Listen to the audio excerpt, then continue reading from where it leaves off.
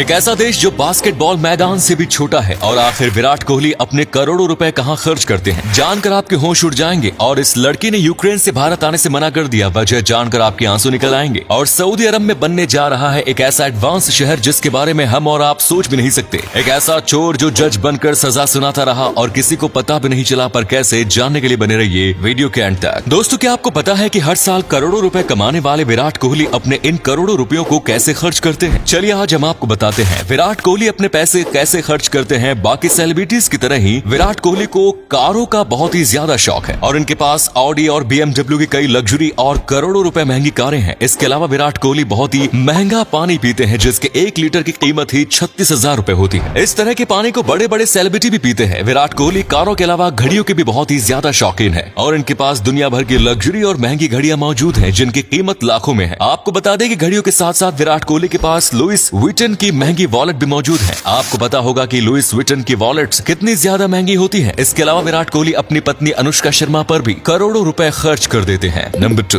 क्षेत्रफल के आधार पर भारत देश दुनिया का 7वां सबसे बड़ा देश है। यहाँ देश के एक शहर से दूसरे शहर जाने में कई दिन लग जाते हैं। लेकिन क्या आपको पता है, दुनिया में एक देश ऐसा भी है जिसका एरिया एक बास्केटबॉल मैदान जितना है। ये बात जानकर हर कोई हैरान हो जाता है कि इतनी छोटी सी जगह में कोई देश कैसे हो सकता है। आज हम आपको इस देश से जुड़े कुछ रोचक तथ्य बताने जा रहे हैं। इस देश का नाम है सीलैंड। इसे माइक्रोनेशन भी कहा जाता है। ये देश इंग्लैंड के पास स्थित है। इंग्लैंड के सफोल्क समुद्री तट से लगभग 10 किलोमीटर की दूरी पर स्थित सीलैंड खंडहर हो चुके समुद्र किले पर स्थित है, जिसे दूसरे वर्ल्ड वॉर के दौरान ब्रिटेन ने बनाया था। माइक्रोनेशन कहे जाने वाले सीलैंड पर कई लोगों का कब्जा रहा। बाद में 9 अक्टूबर 2012 को रॉय बैट्स नाम के शख्स ने खुद को सीलैंड का प्रिंस घोषित कर दिया। रॉय बैट्स की मौत के बाद से इस पर उनके बेटे माइकल का शासन है। आपको जानकर हैरानी होगी कि रॉय बैट्स ने सीलैंड के लिए डाक टिकट, पासपोर्ट और करेंसी भी निकाली। करेंसी पर रॉय बैट्स की पत्नी जॉन बैट्स की तस्वीर है। इस देश का अपना एक झंडा भी है जिसका रंग लाल, सफेद और काला है। नंबर 3, रूसी हमले के बीच यूक्रेन से भारतीयों को सुरक्षित निकालने का काम जारी है। इस बीच 17 साल की एक भारतीय लड़की ने मानवीय मूल्यों और भाईचारे की मिसाल पेश की है। दरअसल उसने यूक्रेन छोड़ने से इनकार कर दिया है। उसका कहना है कि वो जिस घर में रह रही है उसके मालिक जंग में शामिल होने गए हैं। ऐसे में वो उनके बच्चों की देखभाल करने के लिए यूक्रेन में ही रुकेगी। TOI की रिपोर्ट के मुताबिक यूक्रेन में मेडिकल की पढ़ाई कर रही हरियाणा की 17 वर्षीय नेहा सांगवान ने मौका मिलने पर भी युद्धग्रस्त देश छोड़ने से इनकार कर दिया। इसके पीछे की जो वजह बताई गई है वो बेहद इमोशनल है। बताया जा रहा है कि जिस घर में नेहा पेइंग गेस्ट के रूप में रह रही है, उसका मालिक रशिया के साथ चल रहे युद्ध में अपने देश की सेवा के लिए यूक्रेनी सेना में शामिल हो गया है। वो अपने पीछे 3 छोटे बच्चों और पत्नी को छोड़ गया। ऐसे में भारत की नेहा ने उसके बच्चों की देखभाल में उसकी पत्नी का साथ देने के लिए यूक्रेन में ही रहने का फैसला किया है, जबकि नेहा के पास देश छोड़ने का पूरा मौका था। इस लड़की की बहादुरी और दरियादिली के लिए एक लाइक तो बनता है। नंबर 4, गुजरते समय के साथ सऊदी अरब और भी ज्यादा एडवांस और अमीर होता जा रहा है और आजकल सऊदी अरब में कुछ ऐसी इमारतों और प्रोजेक्ट्स का निर्माण हो रहा है जिसके बारे में दुनिया के बाकी लोग सोच भी नहीं सकते। जी हाँ दोस्तों, 2017 में सऊदी अरब के प्रिंस ने अपने यहाँ एक पूरा का पूरा एडवांस शहर बनाने का ऐलान किया। ये शहर सीधी लाइन में 170 किलोमीटर लंबा होगा, जिसे टोटल 3 लेयर में बनाया जाएगा। पहली लेयर में गार्डन और घूमने फिरने की जगह होगी, दूसरी लेयर में मॉल और रोड वगैरह होंगे और आखिरी लेयर में मेट्रो चलेंगे। सऊदी के प्रिंस के मुताबिक इस शहर की टक्कर दुनिया का कोई भी एडवांस शहर नहीं दे पाएगा। नियोम नाम के इस शहर को बनाने के लिए सऊदी अरब के प्रिंस ने 37 लाख करोड़ रुपए लगाने को कहा है, जो बहुत ज्यादा होते हैं। और अगर फ्यूचर में ये शहर बनकर तैयार हो गया तो ये दुनिया का सबसे एडवांस और फ्यूचरिस्टिक शहर होगा, क्योंकि यहाँ पर बहुत सी ऐसी चीजें होंगी जो दुनिया में कहीं पर भी मौजूद नहीं है। नंबर 6, हम सब जानते हैं कि किस तरह टाइटैनिक नाम का विशाल जहाज समुद्र की गहराई में समा गया और कैसे उसका दर्दनाक अंत हुआ। अगर किसी से सबसे बड़ी समुद्री घटना के बारे में पूछा जाए तो निश्चित रूप से उत्तर टाइटैनिक होगा, लेकिन ये गलत है क्योंकि इसके पहले 2 और जहाजों का नाम आता है, जिसमें से एक विल्हेल्म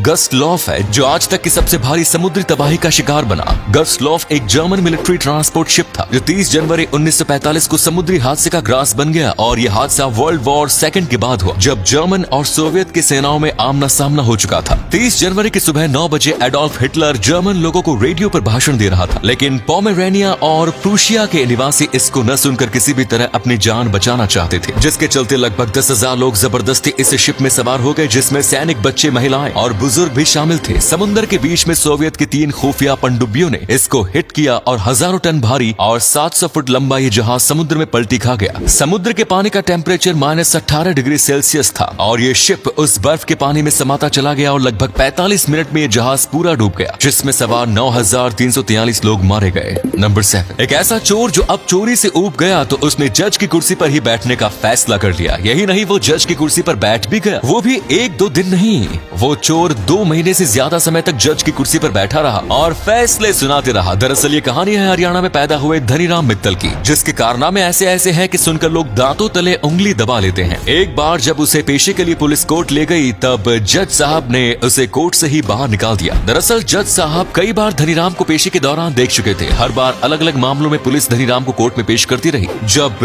एक बार फिर जज साहब ने धनीराम को देखा तो गुस्से में कोर्ट से बाहर जाने के लिए बोल दिया, लेकिन पेशी के लिए जब धनीराम का नाम पुकारा गया तब तक वो फरार हो चुका था। जब इस शातिर चोर का अदालतों और थानों का चक्कर लगाने लगा तो इसने खुद कानून की पढ़ाई करने के लिए सोचा। इसने चोरी करते हुए LLB की पढ़ाई की, हैंड राइटिंग एक्सपर्ट बना, साथ ही साथ चोरों को भी कानून से बचने के टिप्स देता था। एक समय बाद जब उसका चोरी से मन उब गया तो उसने कुछ नया करने का सोचा। एक फर्जी कागज तैयार किया और झज्जर कोर्ट के जज को छुट्टी पर भेज दिया। जज साहब छुट्टी पर गए और वो उनकी कुर्सी पर बैठ गया। ये 4 महीने से भी ज्यादा समय तक जज की कुर्सी पर बैठकर फैसला सुनाते रहा। इस दौरान कहा जाता है कि इसने सैकड़ों बदमाशों को जमानत पर रिहा कर दिया था।